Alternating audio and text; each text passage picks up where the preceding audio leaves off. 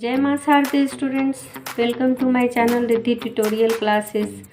आज हम लोग बिजनेस स्टडी क्लास 11th का जो कंपनी पढ़े थे पिछली क्लास में, तो उसका आज हम लोग फीचर्स उसमें पढ़ चुके थे, एडवांटेजेस पढ़ चुके थे। आज हम लोग डिसएडवांटेजेस पढ़ेंगे, मतलब इसके कंपनी के क्या दोष हैं उसको पढ़ेंगे। ठीक है, तो आगे चलते हैं वीडियो की ओर।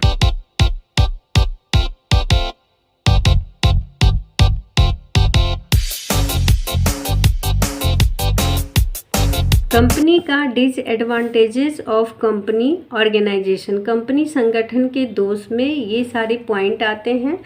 एक एक पॉइंट को हम अभी डिस्कस करेंगे। तो पहला पॉइंट कहता है कि निर्माण में कठिनाई यानी डिफ़िकल्टी इन फॉर्मेशन। कंपनी के फॉर्मेशन में कठिनाई इसलिए आती है क्योंकि इसके निर्माण में अनेक वैधानिक औपचारिकताएं पूरी करनी होती है, बहुत सारे लीगल प्रोसेस से गुजरना होता है, जैसे memorandum of association, articles of association और प्रोस्पेक्टस। ये सारे जितने भी प्रलेख होते हैं उनको रजिस्ट्रार के पास देना होता है, और इन सारी प्रक्रियाओं को पूरा करते करते काफ़ी खर्च भी हो जाता है, इसलिए निर्माण में कठिनाई होती है। ठीक है, दूसरा इसका लिमिटेशन क्या है, तो दूसरा कहता है कि प्रबंध व्यवस्था का केंद्रीयकरण यानी सेंट्रलाइजेशन ऑफ मैनेजमेंट सिस्टम। यहाँ पे मैनेजमेंट सिस्टम जो है वो क्या है, सेंट्रलाइज होता है। तो कंपनी व्यवसाय में प्रबंध व्यवहारिक रूप में कुछ व्यक्तियों के हाथों में ही केंद्रित होता है। कुछ लोगों के पास सारा व्यवस्था, सारा मैनेजमेंट सेंट्रलाइज होता है, क्योंकि अधिकांश जो इन्वेस्टर हैं वो पास में नहीं होते हैं, और न उनके पास उतनी योग्यता होती है, न उतना स्किल होता है जिससे वो कंपनी को चला सके। तो दूर दूर बिखरे होने और एक दूसरे से अपरिचित होने के कारण उनमें परस्पर क्या होता है, विचार का एक्सचेंज नहीं होता है। तो इसलिए यहाँ पे क्या हो जाता है, सेंट्रलाइजेशन नहीं होता है किसी भी मैनेजमेंट का। तो मैनेजमेंट सिस्टम यहाँ पे सेंट्रलाइज होता है, इसलिए मैनेजमेंट सही ढंग से नहीं हो पाता है। ठीक है, तीसरा पॉइंट क्या कहता है, सट्टेबाजी को प्रोत्साहन यानी इनकरेजमेंट टू स्पेकुलेशन। इसमें क्या कह रहा है कि सट्टेबाजी को प्रोत्साहन कंपनी में हो जाता है। कैसे, तो कंपनी के अंश सरलता से हस्तांतरित किए जा सकते हैं, मतलब कंपनी का जो शेयर है वो ट्रांसफ़र किया जा सकता है आसानी से। ठीक है, तो इसलिए इनके संबंध में सट्टेबाजी की प्रवृत्ति को बढ़ावा मिलता है। मतलब आज हमको मन है कि दूसरे कंपनी का शेयर खरीद ले, तो हम अपना ट्रांसफ़र कर दिए दूसरे को। ठीक है, तो यहाँ लालच आ गया, सट्टेबाजी इसी को कहते हैं कि लालच जैसे आया तो वैसे ही उस कंपनी का हम शेयर छोड़ करके दूसरे को ट्रांसफ़र कर दिए और फिर दूसरे में चले गए। ठीक है, तो यहाँ सट्टेबाजी को प्रोत्साहन मिलता है। चौथा पॉइंट क्या कहता है, प्रवर्तकों द्वारा कपट यानी फ्रॉड बाय प्रमोटर। प्रवर्तक ही कंपनी के जन्मदाता, प्रमोटर ही कंपनी को बनाते हैं। जिनके मन में अपॉर्चुनिटी आती है, विचार आता है कि कंपनी को बनाया जाए, वही प्रमोटर इस कंपनी को बनाते हैं, और वही जब फ्रॉड करते हैं तो कंपनी को बहुत हानि उठानी पड़ती है। तो कंपनी के निर्माण से लेकर व्यवसाय प्रारंभ करने तक का संपूर्ण जो लायबिलिटी होता है वो किसके ऊपर होता है, प्रमोटर के ऊपर होता है। तो इन समस्त दायित्वों को पूरा करने में ये जनता के साथ बहुत बड़ा छल कपट करते हैं। ठीक है, और खर्च में भी अपनी मनमानी करते हैं। तो यहाँ फ्रॉड होता है प्रमोटर के द्वारा। ठीक है, पांचवा पॉइंट क्या कहता है, गोपनीयता का अभाव, मतलब लैक ऑफ सेक्रेसी।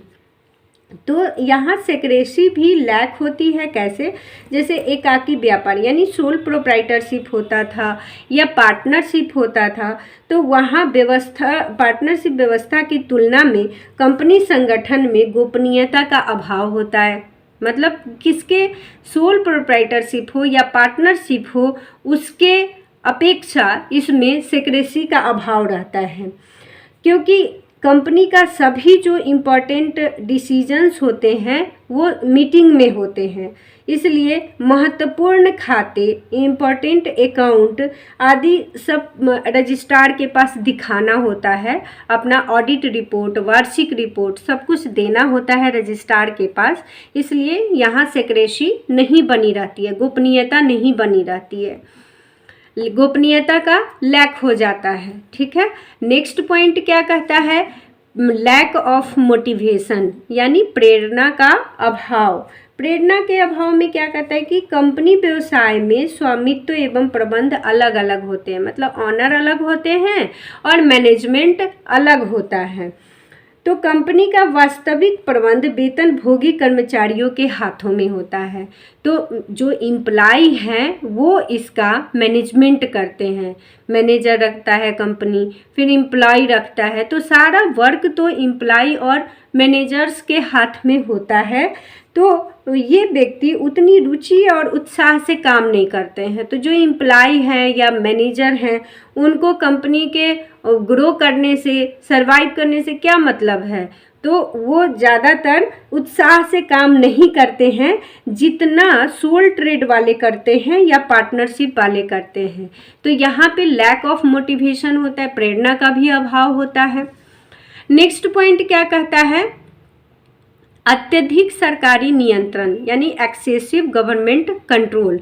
गवर्नमेंट का कंट्रोल भी कंपनी ऑर्गेनाइजेशन में एक्सेस होता है, बहुत ज़्यादा होता है। कंपनी संगठन को अपने दैनिक कार्य मतलब डे टू डे के वर्क को पूरा करने में अनेक तरह का जो लीगल रूल्स है उसका पालन करना होता है। ठीक है, गवर्नमेंट का रूल्स है उसका पालन करना होता है, जैसे बहुत तरह की सूचनाएं सरकार को भेजना होता है, अनिवार्यतः कंपलसरी होता है कि ये सूचना भेजना ही है, जैसे ऑडिट कराना होता है, वार्षिक एनुअल रिपोर्ट देना होता है, जितना भी सरकारी बंधन है उस सबको पूरा करना होता है।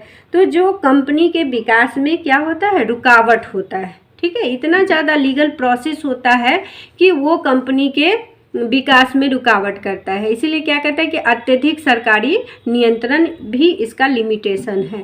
नेक्स्ट पॉइंट क्या कहता है, निर्णय लेने में विलंब, डिले इन डिसीजंस। ठीक है, कंपनी संगठन में एकाकी व्यापार और पार्टनरशिप साझेदारी व्यापार की अपेक्षा निर्णय लेने में बहुत ज़्यादा विलंब होता है, मतलब डिले होता है। तो इसका कारण क्या है, तो इसका कारण यह है कि कंपनी को अपने समस्त निर्णय मीटिंग में लेने होते हैं। तो मीटिंग पहले बुलाएगा, फिर मीटिंग होगा, फिर इसके बाद डिसीजन होगा। तो अनेक बार ऐसा होता है कि निर्णय लेने में देरी के कारण भी बहुत सारे लाभ के अवसर छूट जाते हैं। तो डिले इन डिसीजन भी इसका लिमिटेशन होता है। ठीक है, नेक्स्ट पॉइंट क्या कहता है लिमिटेशन का, तो लास्ट पॉइंट है निवेशकर्ताओं में संघर्ष यानी कन्फ्लिक्ट एमोंग इन्वेस्टर्स। इसमें क्या कहता है कि कंपनी संगठन में विभिन्न लोगों का हित होने के कारण उनमें आपस में संघर्ष होता रहता है, क्योंकि बहुत सारे लोग इसमें मिले रहते हैं कंपनी में, इसलिए सबके बीच में कन्फ्लिक्शन पैदा होती है। तो ये संघर्ष किन के बीच में हो सकता है, तो जैसे पूर्वाधिकार अंशधारी, प्रिक्विटी शेयर होल्डर्स हैं, इक्विटी शेयर होल्डर्स है, डिवेंचर है, मैनेजर हैं, इम्प्लाई हैं, तो इनके बीच में बहुत तरह का कन्फ्लिक्शन पैदा होता है, क्योंकि सबका इंटरेस्ट अलग अलग है, इसलिए इनके बीच में कन्फ्लिक्शन पैदा होते रहता है। तो इसका कंक्लूजन क्या हुआ, तो कंक्लूजन में जैसे कंपनी संगठन के लाभ एवं दोषों का अध्ययन करने के पश्चात हम इस निष्कर्ष पर पहुंचते हैं कि दोषों की तुलना में कंपनी के गुण अधिक हैं। जितना हम दोष निकाले हैं उसकी तुलना में इसका गुण अधिक था। तो क्या दीर्घकालीन एवं अधिक पूंजी वाले व्यवसाय के लिए कंपनी संगठन ही श्रेष्ठतम है। मतलब दोनों को अगर कंक्लूजन निकालते हैं तो इसका दोष कम है जबकि एडवांटेजेस ज़्यादा है। ठीक है, इसलिए कंपनी संगठन को बेहतर माना जाता है सारे फॉर्म्स ऑफ बिजनेस ऑर्गेनाइजेशन में। ठीक है। ओके, तो अगर आपको इसमें कुछ भी पूछना हो तो कमेंट करके पूछ सकते हैं, और अगर कुछ लगता है कि कुछ और भी इसमें होना चाहिए तो आप कमेंट करके बताएंगे। और please like, share and comment my channel. Okay, thanks for watching my video.